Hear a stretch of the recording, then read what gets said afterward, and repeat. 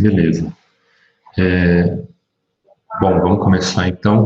O que eu vou falar hoje para vocês, o que eu estou tentando fazer, né, com todas as turmas, é terminar antes que acabe o semestre, terminar toda essa parte de história da arte. E aí no semestre seguinte, a gente foca só nas artes modernas, só no cinema, quadrinhos, música contemporânea, teatro contemporâneo, foca tudo nas novas artes e também para ter tempo, né, para fazer a revisão para o Enem, uma grande revisão, uma boa revisão aí para o Enem para vocês. Então, eu vou falar hoje de mais um pouco de história da arte. Então, deixa eu pegar aqui a minha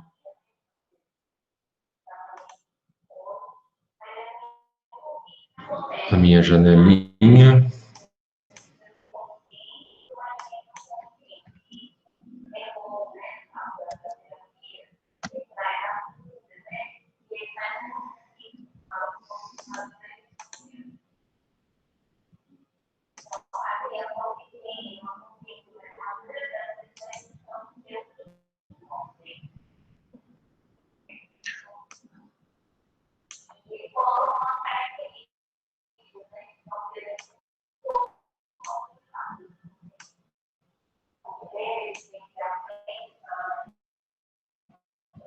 Aí, acho que está aparecendo aí para vocês, né?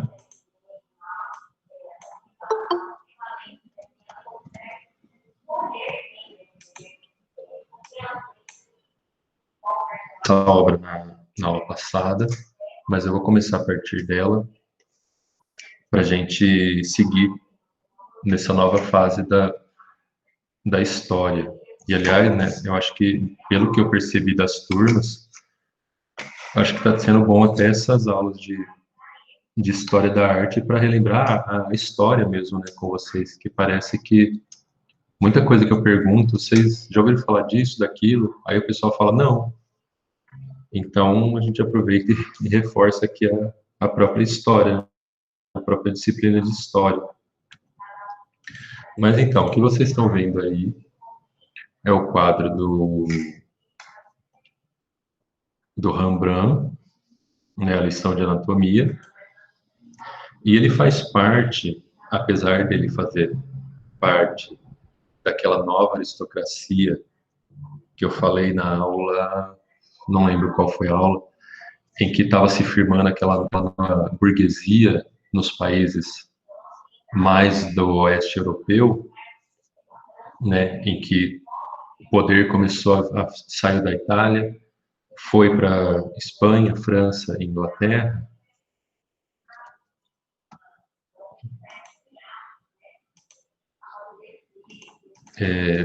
Então, ele também faz parte de um outro movimento, ele também traz aspectos de um outro movimento, que é o iluminismo. A gente falou mais ou menos por cima na última aula, então eu vou aprofundar um pouco agora, que é o seguinte. Lembra, né, que eu falei que essa entrada de riqueza permitiu sustentar, apoiar, suportar pessoas, suportar no sentido de financeiro, né, de ajudar, de pagar pessoas só para ficar pensando. Começou a se pagar, a se investir em cultura e ciência no geral. Então, aí vai chegar então no comecinho do século XVIII, lá para 1700 e pouquinho, o, o iluminismo. No século anterior, como eu falei, né, haviam aparecido já alguns personagens muito importantes para as ciências modernas, como o Galileu Galilei, o Isaac Newton, o quem mais que eu tinha falado? O Descartes. Então, esse pessoal, eles foram, né, os precursores de um grande desenvolvimento filosófico e científico e político que vai acontecer no século seguinte e que vai ser chamado de iluminismo. Vocês já devem ter ouvido falar desse termo, né? E o que foi? Foi todo esse conhecimento começou a ser aplicado na vida social dessas sociedades. A igreja, ela já tipo, foi largada, foi deixada de lado. Esquece a igreja agora. A igreja já não mandava mais, porque esses reis, esses novos burgueses, eles não estavam nem aí para a questão, né, de questões temporais, questões religiosas. Eles queriam desenvolver essas novas ciências. A igreja tinha o lugar dela, né, vamos dizer assim, para não dizer que estava largada também, mas já não afetava a política e a sociedade em geral. Então as pessoas, só que por outro lado, antes, né, tinha esse momento de incerteza, você não sabia mais em quem confiar, porque a gente saiu lá do Renascimento, em que era tudo certo, entrou no Barroco, em que você não sabia mais em quem acreditar, né? Você não sabia mais se você era protestante, se era católico, se você acreditava nos burgueses ou na realeza. Agora não, agora já passou esse momento de dúvidas e agora já começa a se firmar a tal da idade da razão, começa a se firmar esse conhecimento acumulado no sentido de direcionar ele para pensar novas formas de sociedade, novas civilizações. Então, vão aparecer aí nesse tempo grandes filósofos e pensadores, né, como Rousseau, o Immanuel Kant, o Adam Smith, todo esse pessoal, vocês vão lembrar das aulas de filosofia também. O Rousseau, o Kant, eles deram ali, no começo do século XVIII, o pontapé para o que se tornaria, para o que é a nossa sociedade hoje, né? Eles lançaram as bases para o que é a nossa sociedade hoje. Também é nessa época que começa a circular ideias de igualdade, de liberdade, fraternidade entre os homens. É nessa época que começa a se pensar na igualdade, não ainda, né? Não é uma igualdade de fato, porque mulheres e escravos, e ainda havia escravos na Europa, apesar de a gente já estar no século XVIII, né? Quando a gente fala do Voltaire, quando a gente fala do Hegel, aliás, né? Hegel, todo esse pessoal dessa época, eles falavam de liberdade, eles pregavam liberdade, só que tinha um escravo em algum lugar ali, ou eles eram donos de uma empresa que traficava escravos, essas coisas. Mas, então, de novo, né, é igual os gregos que a gente falou, que pensaram a ideia de democracia mais de 2.000 anos atrás, 2.500 anos atrás, mas era uma democracia que só contemplava os homens brancos e ricos. A mesma coisa acontecia agora na Europa, né? Somente homens brancos e ricos podiam falar nessa tal democracia. Mas tudo bem, de qualquer forma, foi ali que nasceu a semente que, quase 2 séculos depois, geraria a Carta dos Direitos, a Carta dos Direitos Humanos, né? Como é que é o nome? Declaração Universal dos Direitos Humanos, que viria lá em 1950, 1948, aliás. Muito bem. E aí nós já estamos falando da nossa época. Muito bem. Com essas ideias de iluminismo, então começa a haver um repensar da época anterior. Nessa época, inclusive, também, só para vocês se localizarem, né, teve a Revolução Francesa, no final do século XVIII, teve a independência dos Estados Unidos, ali em 1776, teve a Revolução Industrial, também no fim do século XVIII, lá para 1760, 80. Ao mesmo tempo, um pouco mais tarde, aliás, já no comecinho do século XIX, 1806, por aí, teve as guerras napoleônicas, em que o Napoleão decidiu que ia ser dono da Europa inteira, né? Os europeus têm isso também, né? Sempre aparece alguém achando que vai ser dono do mundo, do universo. Mas então, e também nessa época começa um movimento que vai afetar a nossa vida até hoje, e que é por causa desse movimento que vocês são obrigados a aprender redação. para passar no Enem, que é o tal do utilitarismo. O utilitarismo foi uma forma de se enxergar a sociedade através dos textos. Vamos dizer, bem resumidamente é isso. Ou melhor, não é que tinha que enxergar através dos textos, mas você tinha que ser capaz de sustentar um argumento, você tinha que ser capaz de sustentar a sua opinião sozinho. Você tinha que ser capaz de argumentar e convencer as pessoas através das suas ideias. E elas tinham que ser claras, né? Tinham que ser concisas, tinham que ser objetivas e blá, blá, blá. Tudo que vocês aprendem quando vai aprender redação do Enem. Então, por causa disso, isso aí também vai afetar muito o próximo movimento artístico que vai aparecer logo em seguida. Então, agora vocês estão vendo uma obra do Rococó, né? Essa também é do Boucher, o mesmo que fez aquela obra da Diana Caçadora, que eu mostrei para vocês na outra aula. E percebam que aqui não há preocupação com as proporções. Essa perna, por exemplo, aqui da mulher, tá longe do corpo. Tá meio que ela tem que ter ela tem que ter uma coluna vertebral gigantesca, né, para conseguir ligar essa parte do corpo com esse pedaço aqui. Mas não havia essa preocupação, né, no Barroco e no Rococó. Eu falei, né, o importante era ser opulento, era apresentar um monte de coisa para o seu observador, para o seu espectador. Pessoal, tudo bem até aqui?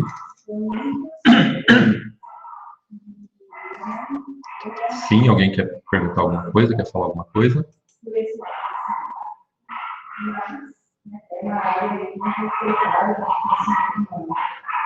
E quando até surgiu eu e a você conversou na sala de aula. Muito bem. Até agora eu estava dando uma relembrada e localizando vocês aí nesse novo mundo, nessa nova situação. Então, como houve esse acúmulo do conhecimento, então a gente vai entrar agora numa nova fase. Desculpa, pessoal. A gente vai entrar numa nova fase, agora vai se dar mais valor, como eu falei, né? Essa defesa da liberdade, da igualdade, as pessoas começam a enxergar no outro, começam a ter empatia pelo outro. Então, começa a surgir aí a ideia de individualidade. Essa vai ser uma grande característica dessa época, né? Começa a ver esse senso começa a se deixar de olhar para o mundo para se pensar no interior, começa a se pensar essas idealizações do mundo, a minha relação com as pessoas, mas a partir do meu ponto de vista. Então, é nessa época que a gente vai ter essa coisa de idealização, de individualismo, de sentimento, de muito sentimento, porque agora que eu estou começando a olhar para mim, eu vou começar a perceber o que eu sinto, o que eu gosto, o que eu não gosto. Então, vai ser um egocentrismo muito grande, assim, nessa época. Todo mundo, assim, eu quero pensar, eu quero o meu direito, eu quero estimular o que eu gosto, o que eu sinto. E é daí que vai surgir esse movimento que é o romantismo, que vocês já leram também, já aprenderam também nas aulas de língua portuguesa. O romantismo, pessoal, ele essencialmente, a grande maioria das obras românticas, elas vão estar mesmo na literatura, na poesia. Os grandes artistas românticos vão ser mesmo os escritores. Mas eu quero mostrar aqui para vocês algumas outras áreas que também foram afetadas e que também tiveram obras de arte nessa época. Uma dessas pessoas foi o William Blake. O William Blake, ele foi um pintor, poeta pintor, poeta e mais alguma coisa que eu não lembro aqui agora, inglês. E ele é considerado assim bem controverso, né?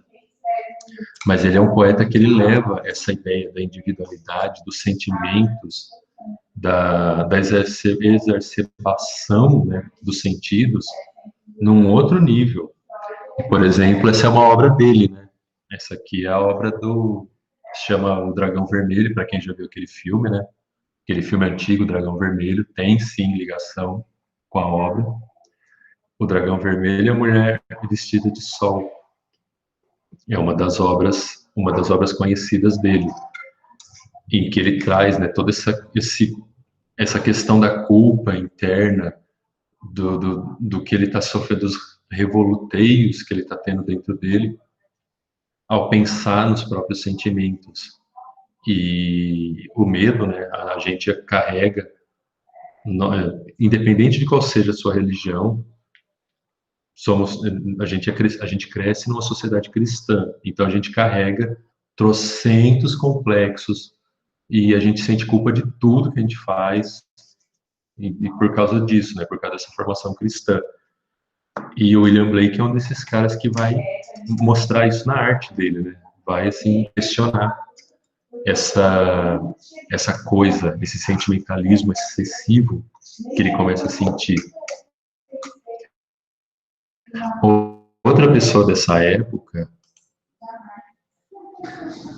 que vai apresentar um outro aspecto, né, dessa individualidade é o Francisco Goya. Ele é um espanhol, ele foi, né, um espanhol, já morreu.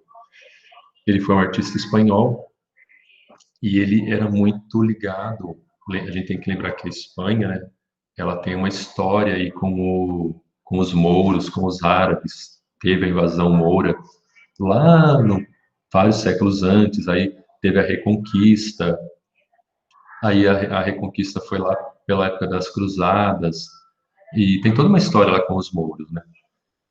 E ele vai trazer na arte dele essa coisa do exótico também, que é uma característica do romantismo, né?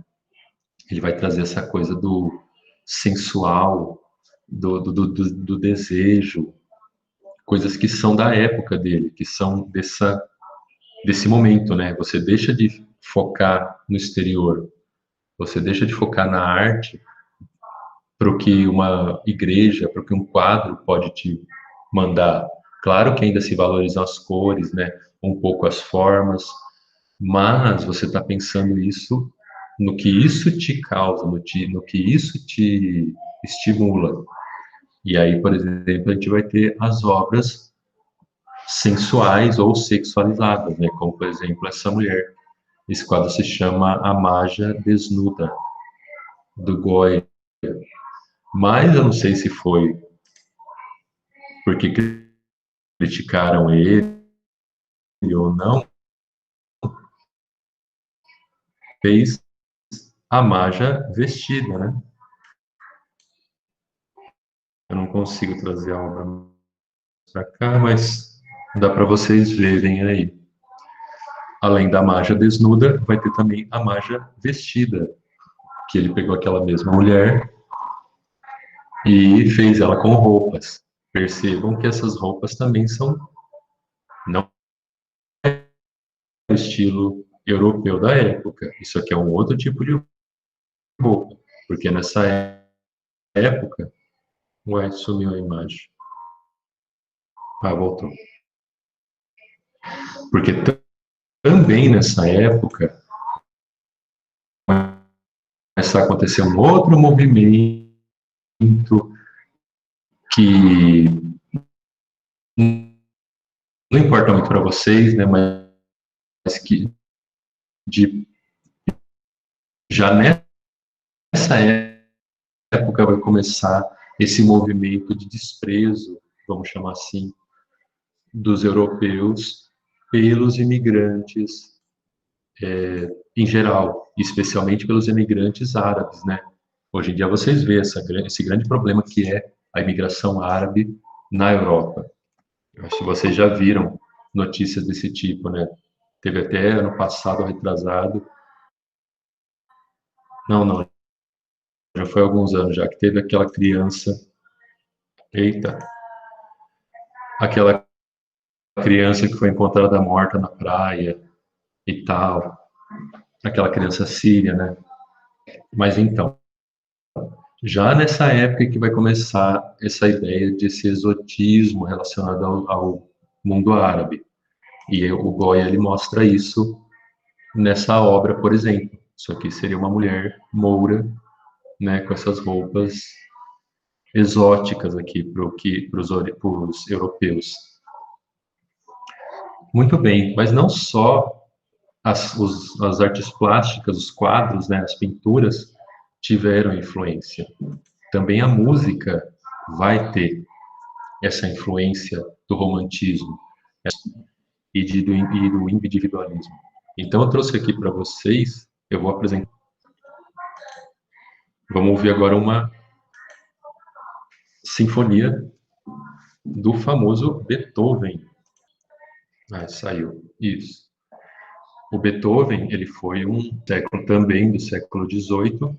Ele era austríaco e ele traz nas obras dele essa coisa, né? Vamos ser todo mundo feliz. Ah, eu quero alegria. Então, deixa eu pegar a música aqui para vocês. Espero que saia no som. Espero que dê.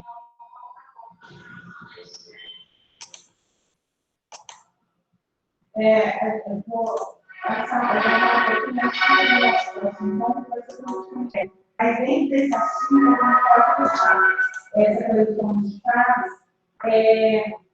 Eu tenho uma colega, agora, para começar a ler esse livro. Aí ela foi muito interessada no livro,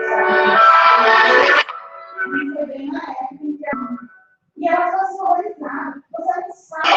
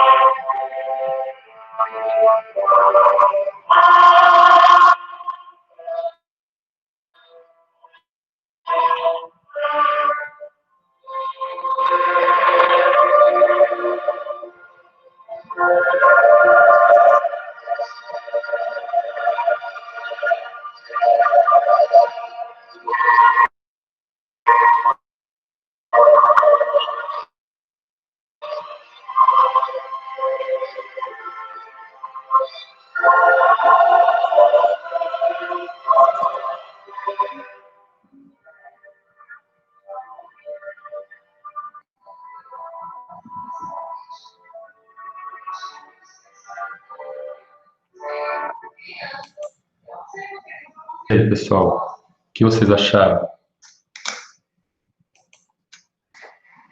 Sim, eu tive esse sentimento de vocês, O que vocês acharam dessa obra?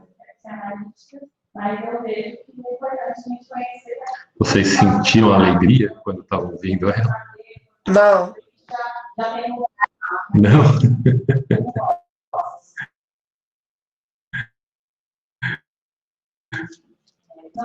A letra, acho que deu, espero que vocês tenham conseguido acompanhar aí, né? Ela fala do Pai amado. Ela é uma letra religiosa. Isso é como se fosse um hino mesmo, né, de igreja. Então tá falando vamos ficar alegres, porque Deus está conosco e tal. Mas ele traz essa característica, né, de ei, eu imagino, né, que se eu estivesse na Europa do século XVIII andando na rua lá triste, aí chega um monte de pessoa cantando, né, lá, lá, lá, lá, lá, lá, lá. Aí você já fica animado na hora e já esquece todos os problemas, né? Imagino eu. Mas hoje a gente acharia bem diferente, para dizer no mínimo, né? Mas essa era uma característica da música que foi criada nessa época. As óperas e as sinfonias começavam a aparecer, começavam a ganhar um novo contorno, né? Que é o que a gente entende como ópera e sinfonias atualmente. Muito bem, gente. Além do romantismo, um outro movimento vai acontecer paralelo a ele. A gente está pegando a rabeira, né, indo na esteira do romantismo, do iluminismo. Um outro movimento começa a se voltar para o neoclassicismo, para o classicismo, o renascimento, para os gregos de novo. Então, mais uma vez, deixa eu ligar aqui a apresentação de novo.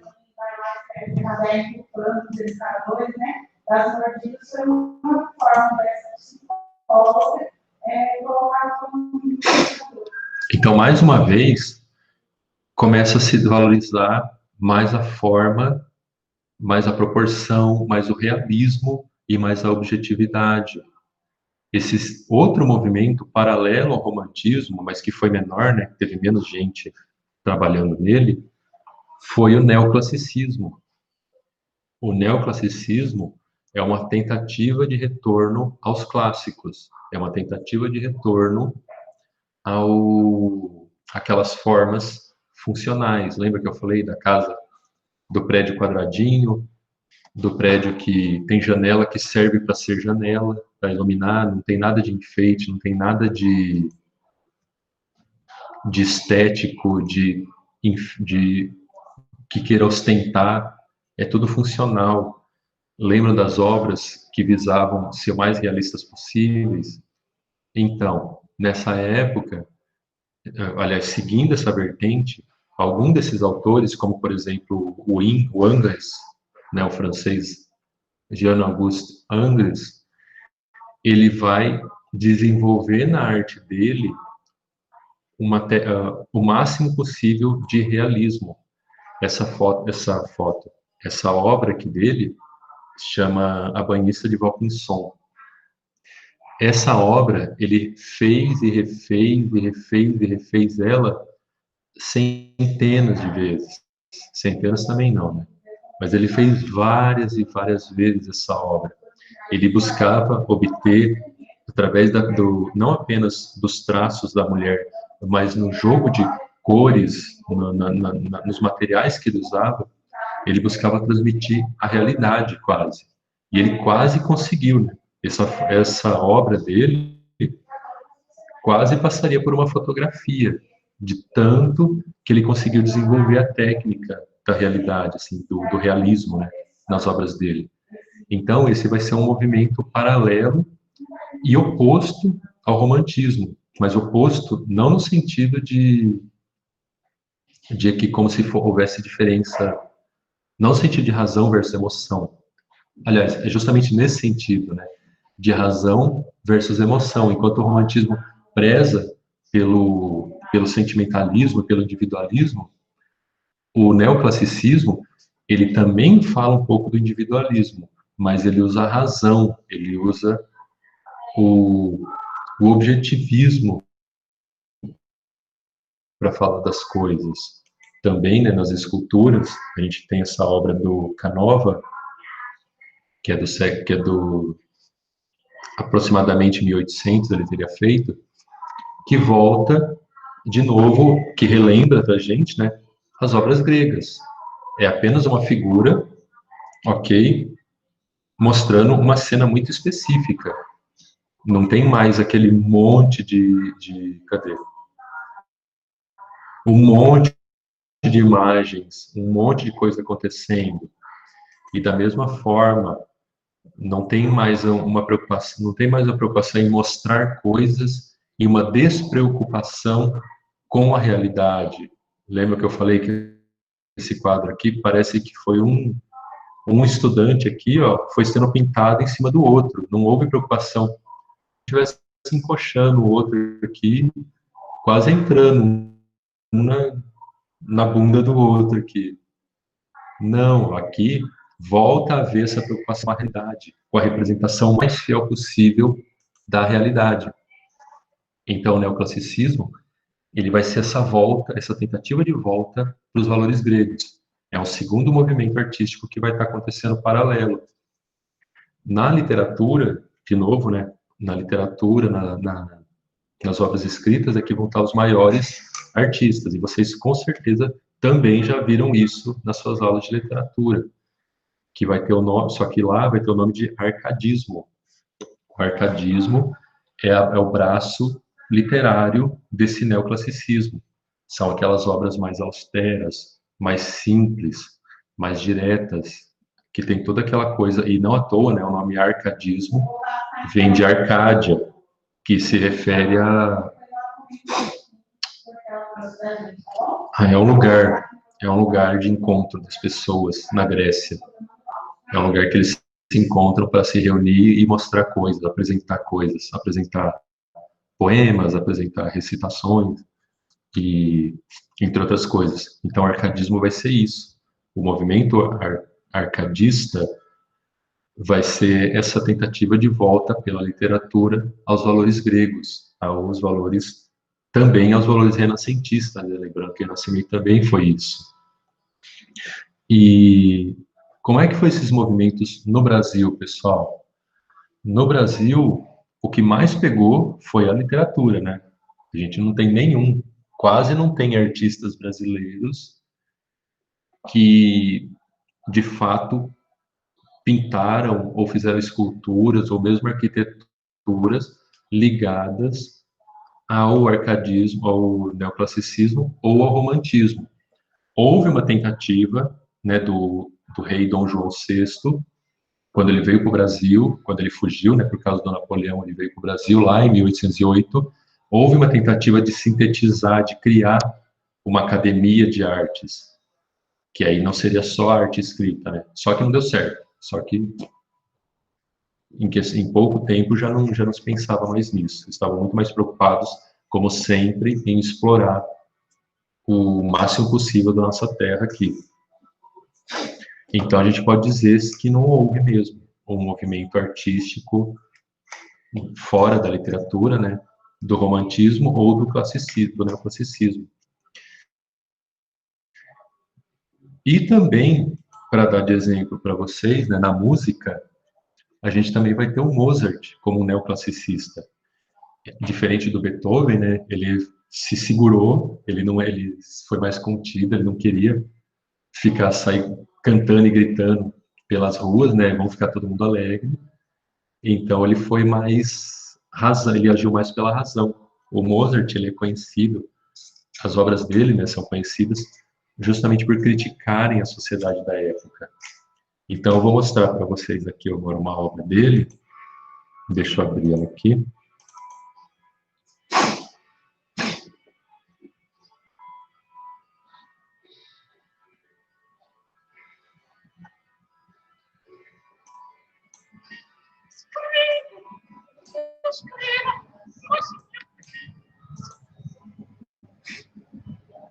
Espera aí, pessoal, já vai abrir já.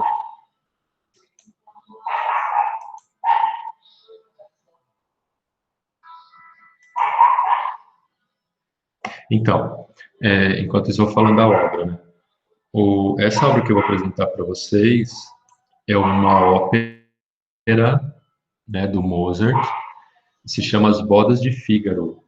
Ela fala de um casal de servos, tem um casal de conde e condessa, né? E o conde e condessa, eles têm um casal de servos, que é o Fígaro e a Susana. Aí a Susana e o Fígaro vão se casar. Só que, pela lei da época, o conde tinha direito de desvirginar, de tirar a virgindade das servas dele, antes delas se casarem. Vocês verem como que era, como a história humana, né, em relação à mulher, o tempo todo é uma porcaria. Mas então, aí as servas, por essa lei, né, elas tinham que se submeter à vontade do superior, do nobre que mandava nelas. Só que toda a ópera gira em torno disso, né? Porque esse conde teria dito que não ia fazer isso com a serva dele. E aí gira toda a ópera em torno de será que vai, será que não vai, será que consegue, será que não consegue, será que o Fígaro consegue impedir, será que a Susana consegue impedir, será que a condessa, que é a mulher do conde, vai conseguir impedir? Tudo gira em torno disso. Então acho que já está aparecendo aí, né? Deixa eu ligar então para vocês ouvirem.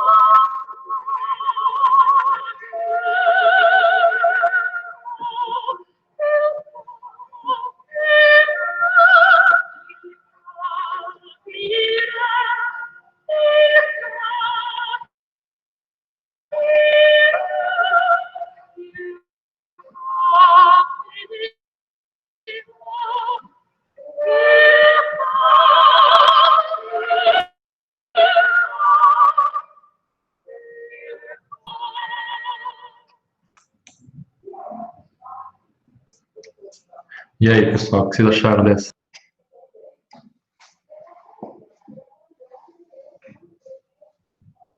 Conseguiram ouvir aí? Chegou bem para vocês? Pelo menos o som, né? E aí, gostaram?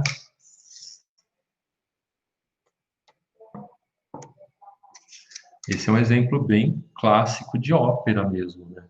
Que tá tudo na voz do cantor, que não é só cantor, né? É um cantor, ator e até a própria banda. Tem que levar tudo na musical de fundo. O cinema atual tem dessas coisas, né? De usar algumas óperas para ligadas a certas cenas. Só que é porque, se vocês ouvirem a ópera, a letra da música em si, aí a relação fica mais clara, por que está sendo usada em determinado filme, ou a história daquela ópera, né? Por que ela está sendo usada para aquela cena específica naquele filme, não só para filme de ação, de matança, mas também para filmes românticos e essas coisas. Então, essas duas personagens que aparecem aí são a serva, a Susana e a Condessa, né? E a Susana é a que o conde vai tentar ou não, durante a ópera, né? Tentar pegar, para não usar outro termo, né? Pegar só que eu não vou falar se consegue ou não, aí eu deixo para vocês pesquisarem como é que acaba essa história. Mas então, gente, coloquem os nomes de vocês aí no, no chat, por favor, todos coloquem os nomes. E alguém tem alguma dúvida? Querem perguntar alguma coisa?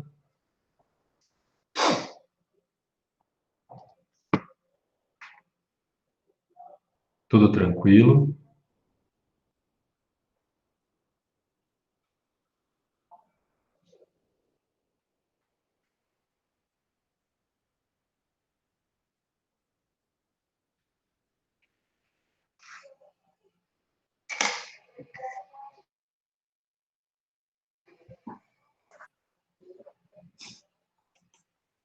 Bom, se ninguém tem nenhuma dúvida, se todo mundo conseguiu acompanhar até aqui, de qualquer forma, né, como sempre, estou aqui no celular. Se ninguém tiver nenhuma dúvida, é isso por hoje, pessoal. Eu espero que vocês tenham compreendido e atendido. E, bom, e é isso. Muito obrigado. E a gente vai se falando aí, gente. Boa semana para vocês. Até Tchau. mais. Tchau. Tchauzinho. Tchauzinho. Boa semana. Adriano, Oi. eu fiz a descrição de 2 igrejas. Pode enviar mesmo assim?